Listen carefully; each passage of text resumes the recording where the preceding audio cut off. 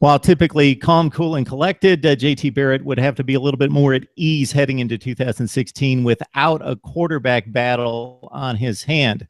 Mark Rogers TV talking Big Ten football at Ohio State. We bring in Joe Dexter from Buckeye Battle Cry to sort out the quarterback position. And Joe, not much to settle out when we talk about first level, but we're going to have a lot of guys to talk about after JT Barrett. But let's first talk about a guy who was thrown into the situation following the injury to Braxton Miller 2 years ago, and obviously turned in a record-setting season.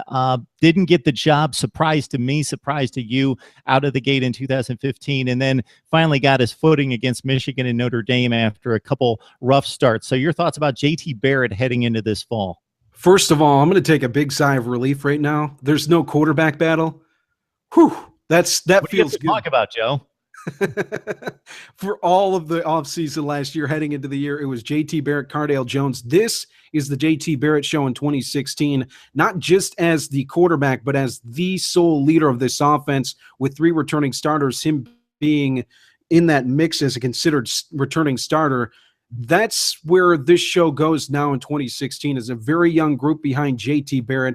This is a guy to me that is underrated as a quarterback in college football. I don't want to put him at a level of Deshaun Watson, but underrated as a system quarterback in JT Barrett. When he gets on the field in that read option, one of the best in football at being able to make decisions in that offense. Now the question is, Urban Meyer's been saying, read option, we're going to kind of get rid of that. We're going to get away with that. That was with Cardale Jones in the mix as well. We'll see how important that is in 2016 with some newcomers at the skill positions. But when you have JT Barrett and you're running that offense, he is so good at making decisions that the offense for Ohio State can move the football like we saw against Michigan, like we saw against Notre Dame. In that ability is a guy that also completed 65% of his passes in 2014. So there's very good pass accuracy with JT Barrett. There's very good ability throughout the offense. And from there, he can continue to develop heading into his junior year and be a guy that, when you look at 2 years remaining eligibility-wise, could be a real stud if he decides to come back as a senior, and as a junior can continue to work on the passing side of things that might need a little bit of work heading into the year and throughout the season.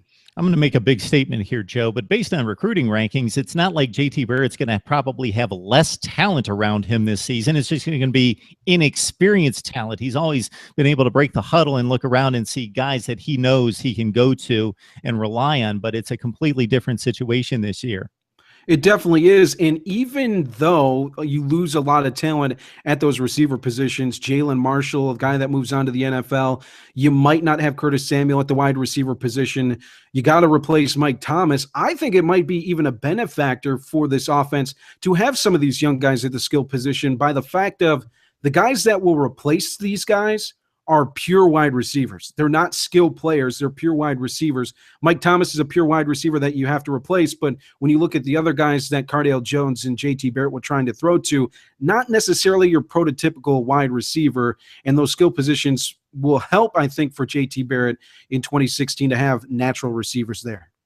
It is crazy, Joe, to look at the statistics of one Joe Burrow, a redshirt freshman, 4-star kid who set all sorts of high school records in Ohio. Your thoughts about what you've seen out of him just in the spring game, but scouting reports, and what could we expect of him when we get a chance to see Joe Burrow? All we've seen so far is the spring game, but what we knew even before the Stephen Collier season-ending injury, that he was going to be the backup quarterback for JT Barrett. This is the guy the trust is in for Urban Meyer right now.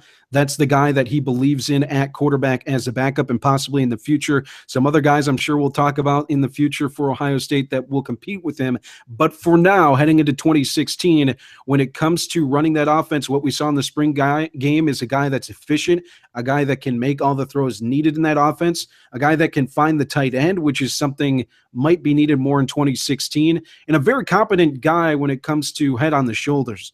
That was what I took from a spring game. But it is an Ohio State spring game. 100,000 people in the stands, and he was not making the mistakes that you would expect from a guy first taking the field at Ohio Stadium and getting that opportunity. So to see what he did in spring, I think that fans, even if there is some way that he makes the field, I think fans are excited to see what he'll do in the future. and just a little bit happy that he won't see the field unless there is an injury. Now, after 1 year of stability here that we expect in 2016, there's probably more quarterback battles to be waged in the future, but that's a good thing because so much talent at the position coming in. One in particular in Dwayne Haskins out of Maryland, a top 5 quarterback coming out of high school. This is a guy that Urban Meyer says the best tape he's seen of a quarterback that age. We're talking about Urban Meyer here, the guy that recruits all the top quarterbacks.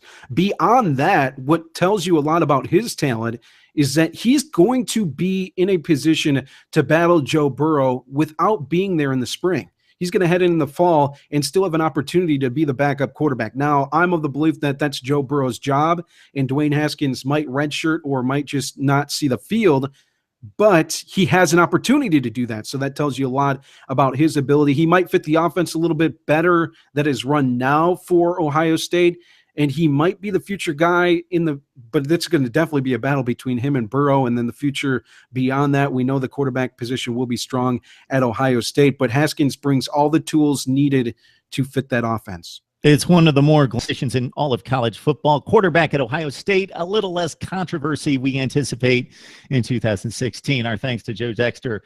Joe, thanks so much for jumping on from Buckeye Battle Cry. We appreciate the breakdown. Glad to be on here. Make sure you check out our show as well, Script Ohio on V Sportos Buckeye Sports Radio, every Monday through Friday.